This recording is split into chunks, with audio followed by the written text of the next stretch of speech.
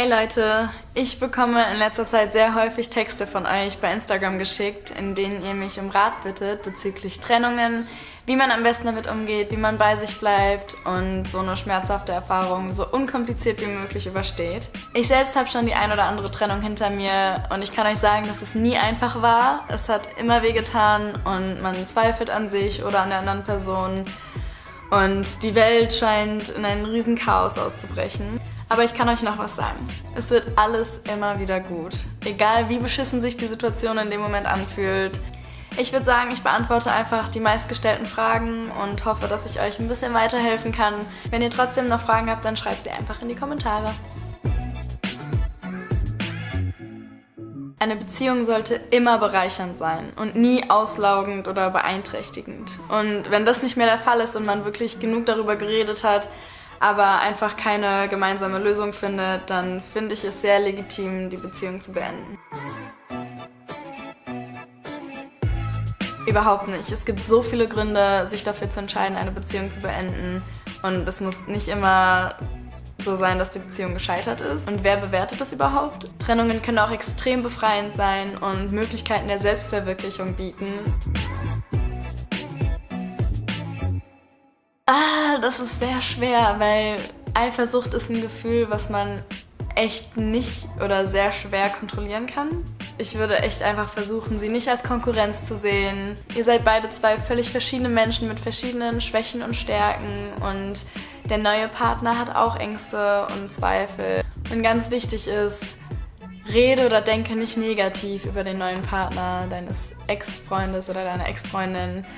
Denn das schürt nur Hass, den du selbst spürst, also quasi gegen dich selbst richtest und das ist not good.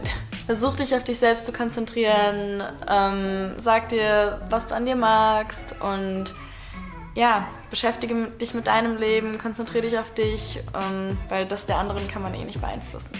Und hör auf zu stalken.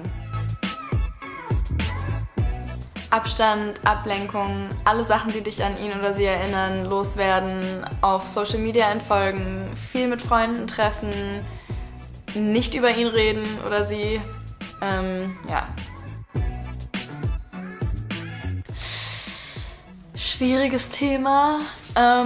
Grundsätzlich bin ich ja immer für zweite Chancen, denn jeder Mensch macht Fehler, keiner ist perfekt. Es kommt echt immer drauf an, warum jemand fremdgegangen ist. Ich finde, man sollte einfach offen darüber reden und du musst dann selbst nach Bauchgefühl entscheiden. Ich würde es versuchen, wie gesagt, ich würde eine zweite Chance geben und ja, schauen, wenn es zu sehr schmerzt oder du einfach nicht damit klarkommst, dann den Schlussstrich ziehen. Ich bin auch schon mal in einer monogamen Beziehung mit Knutschen fremdgegangen damals. Aber ich habe es dann sofort meinem Freund erzählt und wir haben offen darüber geredet und dann war auch alles wieder cool und am Ende mussten wir sogar beide drüber lachen. Also, ja, wie gesagt, don't take it too seriously. Manchmal ist es auch einfach nur ein Kuss auf einer dummen Party. Ey, tu, was sich richtig anfühlt. Ich meine, wenn ihr beide damit klarkommt, dann ist es super. Ich weiß aus eigener Erfahrung, dass ich einfach immer echt ein paar Monate Abstand brauchte, damit ich mich auch emotional trennen konnte.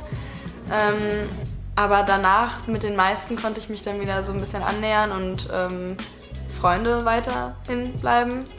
Aber das ist echt sau individuell und das funktioniert nicht für alle. Ich würde hier auch echt immer offen und ehrlich reden und wenn es sich für den einen scheiße anfühlt, dann sagen, ey, ich komme damit irgendwie doch nicht so klar, wie ich dachte. Ich wünsche es mir, aber es geht einfach nicht. Deswegen lass uns erstmal ein paar Monate Abstand voneinander halten und dann sehen, was draus wird.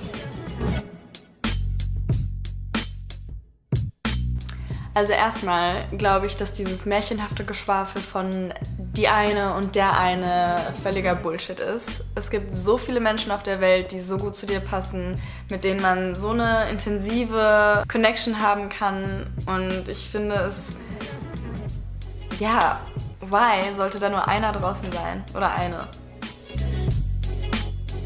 Das ist super individuell. Für die einen funktioniert es, für die anderen nicht. Wenn das Verlangen da ist, probiert's aus. Aber sobald sich einer unwohl damit fühlt oder darunter leidet, würde ich auf jeden Fall sofort aufhören.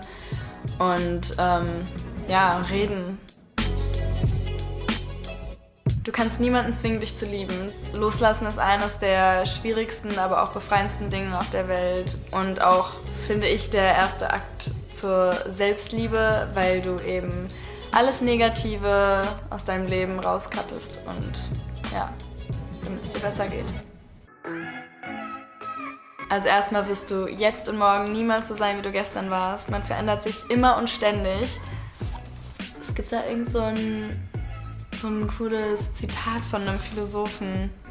Die einzige Konstante im Leben ist die Veränderung.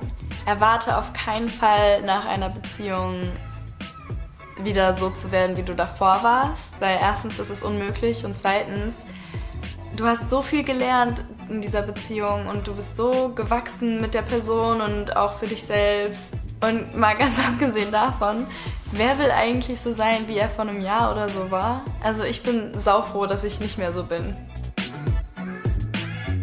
Jeder Mensch ist anders und ich finde, man darf nicht die Probleme oder die Schwächen einer Person auf alle anderen übertragen. Ich finde das einfach unfair. Klar ist man vorsichtiger geworden, vor allem wenn man irgendwie verarscht wurde oder so. Aber ich finde, man sollte trotzdem jetzt nicht zum Oberskeptiker und Pessimist werden, weil dann macht das Leben auch keinen Spaß. Egal, auf wen du dich einlässt, du kannst immer wieder zurück, du kannst immer sofort alles abbrechen, du committest dich noch zu gar nichts. Versuch am besten, die Situation von oben zu betrachten und dann fällt dir auf, dass es eigentlich nur so ein kleines Pups-Problemchen in so einem Riesenkomplex ist. Ich stelle mir mal vor, wie ich mich aus der Erde rauszoome ins Universum und mich dann von oben betrachte. Und oft muss ich dann echt anfangen zu schmunzeln, weil ich merke, wie irrelevant mein kleines Problemchen in diesem Moment ist. Ich sehe das dann plötzlich aus einer ganz anderen Perspektive und schaue irgendwie so auf das große Ganze, auf so mein Leben und dann denke ich mir so, Alter, du wirst noch so oft in so eine Situation in deinem Leben kommen, wenn du bereit bist, richtig zu leben. Deswegen scheiß drauf, keep going. Es wird sowieso nochmal passieren. Dass ich die Bedürfnisse, Wünsche und Ziele meines Partners oder meiner Partnerin niemals über die meine stellen darf und dass es für alles eine Lösung gefunden werden muss, bei der beide happy sind. Dass der Partner immer verständnisvoll und unterstützend sein muss. Dass Beziehungen auch toxisch sein können und es so wichtig ist, mit Freunden darüber zu reden, weil oft sieht man gar nicht oder merkt man nicht, wie blind man eigentlich geworden ist. Und ich glaube, die bedeutendste Lesson, die ich gelernt habe in meinen Beziehungen, ist, dass ich der wichtigste Mensch in meinem Leben bin und selbst dafür verantwortlich bin, mich glücklich zu machen, weil kein Mensch auf der Welt das für mich übernehmen kann. Ich hoffe, ich habe euch mit diesem Video helfen können und es würde mich wahnsinnig interessieren, wie ihr über Beziehungen und Trennungen denkt. Deswegen schreibt einfach in die Kommentare und wir können einen kleinen Chat darüber haben. Bis bald. Ciao.